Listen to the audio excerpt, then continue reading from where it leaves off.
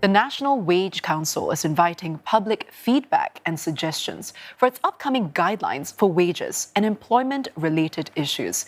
The tripartite body will convene on the 1st of next month to develop its annual guidelines. In its deliberation, the Council weighs factors like Singapore's competitiveness, labour market conditions, and the broader economic global outlook. Caitlin Ng finds out more.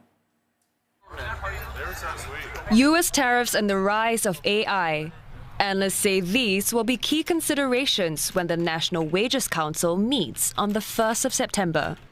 The council is made up of representatives from the government, employers, and trade unions. Each year, it comes up with guidelines on wage adjustments for the next 12 months. During COVID, we knew there is a problem, we need to fix it. Right now, the biggest problem is uncertainty. We don't know what is going to happen. The global fragmentation that is happening, the slower trade, and the technology reshaping the industries in Singapore. And that itself will be a big issue for them to tackle to determine how to go forward. He says that while inflation has come off its peak, businesses still face higher cost and softer demand, a reality that must be considered. The council will have to balance these two things. One, to protect the workers' paycheck, and also not to squeeze the companies too hard. So I think the recommendations would be neither to tighten, not to ease the policies on wages, but essentially stay the course. It's very hard to apply these rules evenly because a lot of such measures are dependent on performance of the individual business. So what I would hope to see from as an outcome is businesses that are doing well, that have integrated technology and digital already, to maybe take a first step towards addressing this gap between lower wage workers and median wage workers. Mr. Garg adds that it's important to consider SMEs, who are already grappling with wage and rent increases, as well as demand uncertainty. Now here's a look at the recommendations from the NWC over the past 3 years. Now, in 2022, attention was on fair and sustainable wage increases as the economy began to stabilize after the pandemic. The Council recommended built-in wage increases between 5.5% to 7.5%, or at least $80 to $100 for lower wage workers earning up to $2,200 a month. These adjustments should be tied to business performance. Now, the following year, the labour market continued to expand in the third quarter of the year, despite the weaker economic outlook. The recommended increase rose slightly to $85 to $105, while the percentage range was between 5.5% to 7.5%. Employers were also urged to provide a special one-off lump sum to help employees cope with rising cost of living. In 2024, economic growth picked up pace, while the labour market continued to expand in the first half of the year.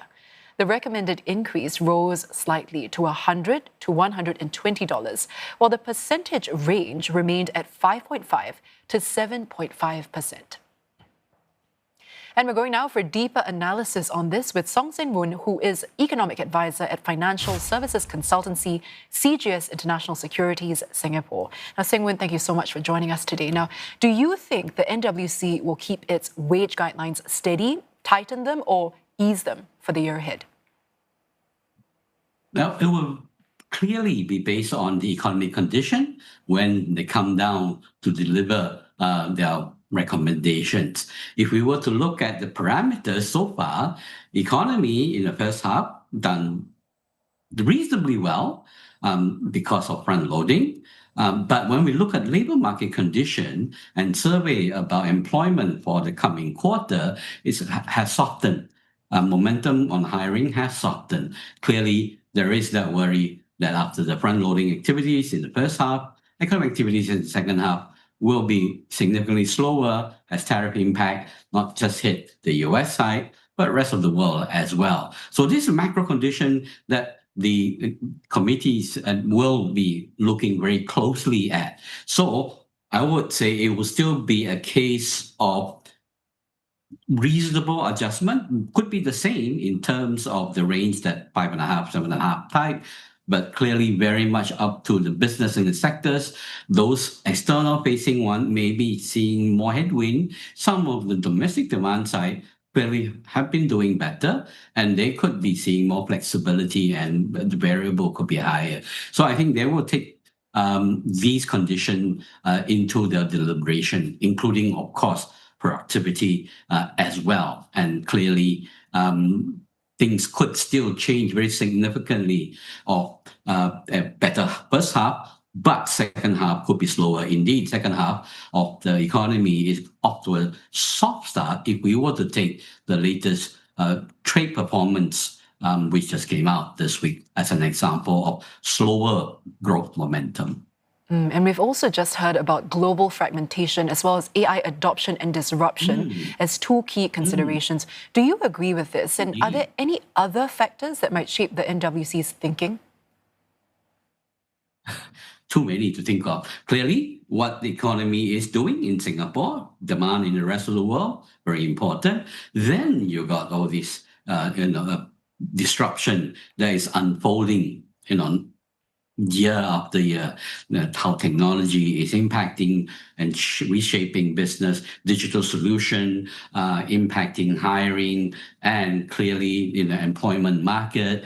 And this is where we will see, I think, for tiny little Singapore, the impact of this is already, being felt through the labor market as, workers being demanded in some area, less so in other area. So that shift, I think, will continue to persist. So hence, having a labor force which is more flexible in terms of being more adaptable to the needs of businesses becomes more and more important, given today's sort of trade barrier, risk to trade, and clearly growth prospect in general. And in order to be more adaptable, as you say, do you expect the council to place more emphasis on variable wage components rather than, say, the built-in pay rises? Yes, I think because outlook continue to be contingent upon so many factors, geopolitical risk, what's happening on the technology front, what's going to be impacting, say, Singapore growth from tariff implementation, not just in the US, but the knock-on impact on demand elsewhere, then we may see big swing in demand condition, not just for labor market in general, but from different industries and sectors as well. So I think the variable side becomes far more important rather than the fixed, because you really don't know with great certainty how that fixed side could turn out for your particular industries. So I think we will be moving towards that variable component as a more meaningful way of reflecting underlying demand and supply of labor, as well as just the different industry needs. And if it does happen, that shift to variable wage components, what would it suggest about business margins and also the broader demand outlook here? Indeed, coming down to business again is overall costs. Where is it coming from? Whether it is about fixed costs, whether it is from the rental side or just cost of operation or the payroll numbers.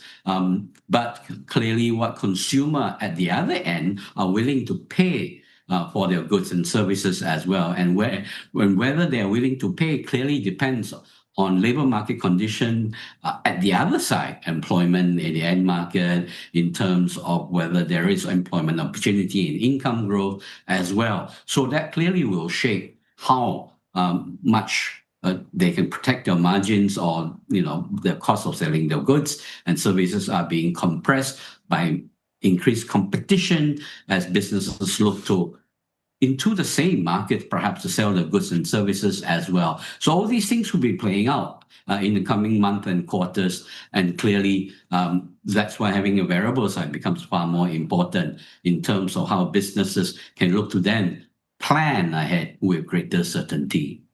Seng Wun, thank you so much for that analysis. That was Seng Wun, who is an economic advisor at CGS Singapore.